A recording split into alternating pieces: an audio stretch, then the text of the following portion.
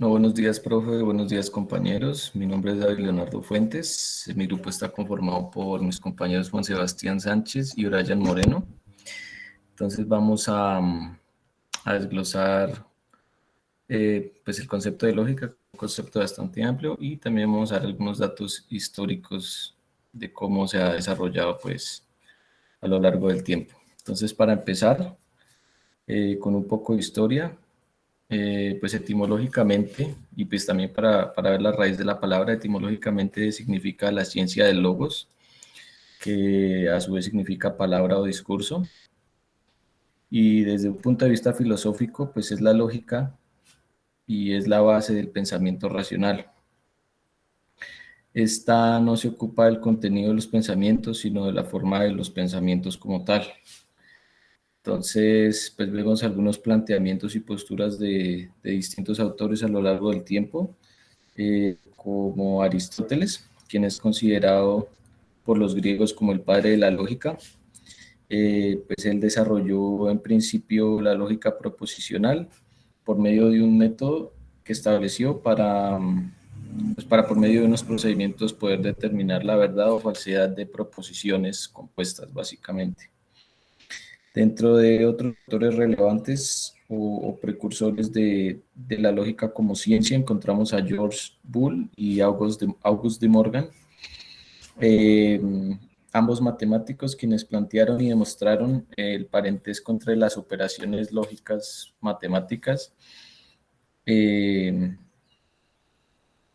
pues con las proposiciones lógicas. Entonces, a partir de operadores aritméticos como la adición, multiplicación y sustracción, crearon los operadores lógicos equivalentes que conocemos como unión, intersección, negación, y principalmente Boole desarrolló, o bueno, se le atribuye la invención de las tablas de verdad.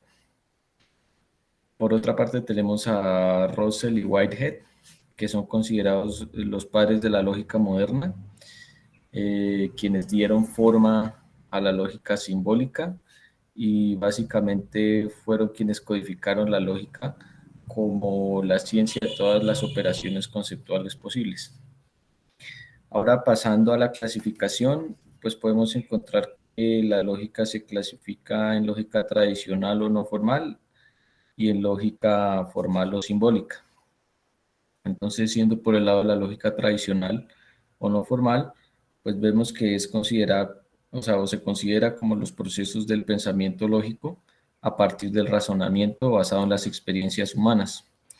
Esto quiere decir que, pues, esta es como la lógica intuitiva, la lógica que viene del pensamiento racional que todos tenemos y que se basa en las experiencias humanas obtenidas del conocimiento empírico, de todo lo que realizamos, pues, en la vida cotidiana y lo que podemos observar del universo eh, mediante la observación.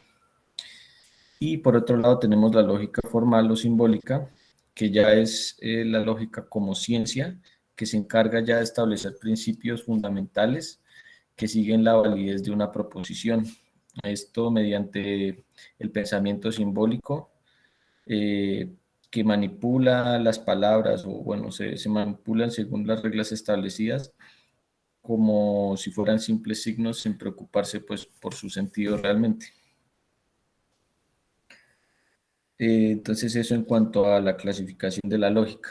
Por otra parte tenemos pues lógica y lingüística, que pues son realmente dos cosas completamente complementarias, directamente complementarias, porque son reconocidos dos tipos básicos de lenguaje, los lenguajes naturales y los lenguajes formales o artificiales. Entonces, dentro de los lenguajes naturales, vemos que comprende las formas de comunicación naturales entre los seres humanos, como los distintos idiomas que existen y que no se establecen a través de ninguna teoría, sino aparecen de forma orgánica o natural. Ya posterior, dentro de estos lenguajes naturales, posterior a su aparición, fue que aparecieron o se plantearon las reglas gramaticales. Eh, Ahora, dentro de los lenguajes formales, encontramos como las matemáticas y la lógica, surgieron y se desarrollaron a partir de teorías, las cuales sentaron las bases de su desarrollo. Entonces aquí vemos la similitud entre ambos, mientras los lenguajes naturales, pues, como sabemos en principio, eh, están compuestos por alfabetos, que son conjuntos finitos de símbolos que concatenados en un orden lógico o específico, eh, los cuales pues llamamos fonemas o palabras, forman palabras con un sentido o con distintos sentidos dependiendo del contexto. Y el lenguaje formal, pues en relación al lenguaje natural, también está formado por símbolos, pero en este caso lógico, o sea, lógico-matemáticos, sujetos a diversas interpretaciones. Entonces vemos cómo ambos se complementan y tienen pues esos puntos en común, básicamente. Ya pasando un poco al concepto de, bueno, a la parte de los conectivos lógicos, ya mi compañero Brian puede desarrollar la idea. Conectivos lógicos. Los conectivos lógicos son términos que nos permiten unir dos o más proposiciones. Dichos términos pueden ser la conjunción. Un ejemplo de conjunción sería: las rosas son rojas y tienen espinas. En este caso, la conjunción sería y. La disyunción. La selección Colombia ganó o perdió. En este caso sería o. La negación. En una proposición sin negación es: en el país hay violencia, y con la negación sería: en el país no hay violencia.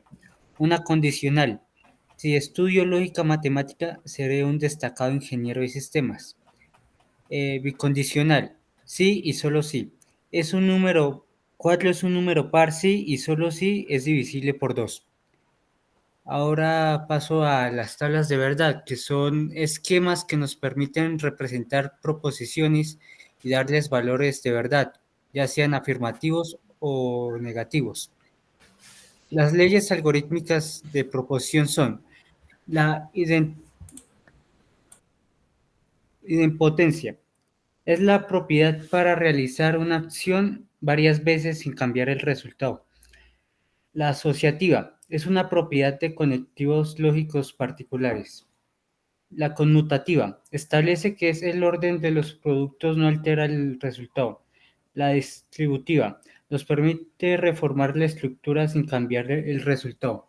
La identidad nos dice que cada expresión comprendida se va utilizando en un solo sentido.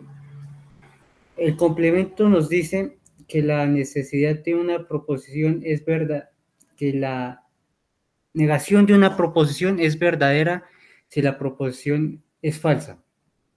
La ley de Morgan nos permite la expresión de la conjunción y la disyunción puramente en términos de negación. A continuación, mi compañero nos va a explicar más tarde. Bueno, ya pasamos al tema de proposición, inferencia lógica y premisa.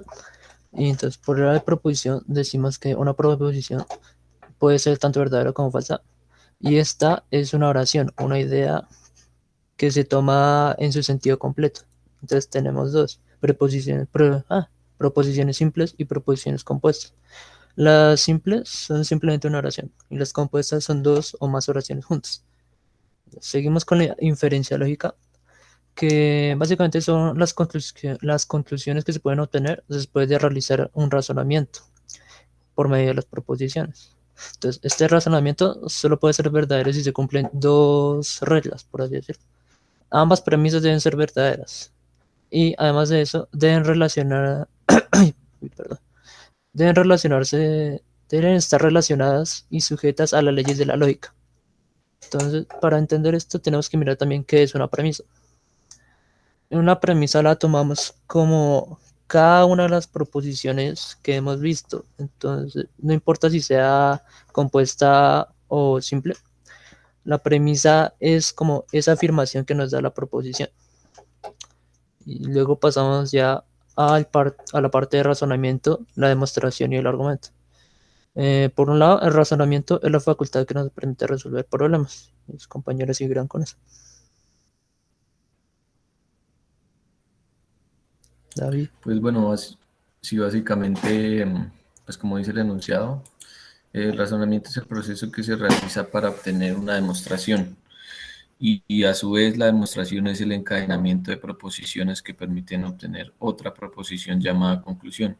Así que el razonamiento y la demostración están directamente ligados o, o asociados, puesto que para llegar a la demostración pues requiere el razonamiento y todo esto parte de los conceptos y las reglas que plantea la lógica que ya describimos anteriormente para poder llegar a una conclusión o una verdad.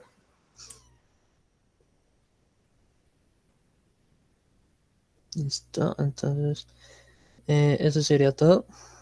Muchas gracias por su atención, como siempre. Y pues, compañeros, no sé si quieran despedirse. Y muchas gracias, profe, muchas gracias, compañeros, por su atención.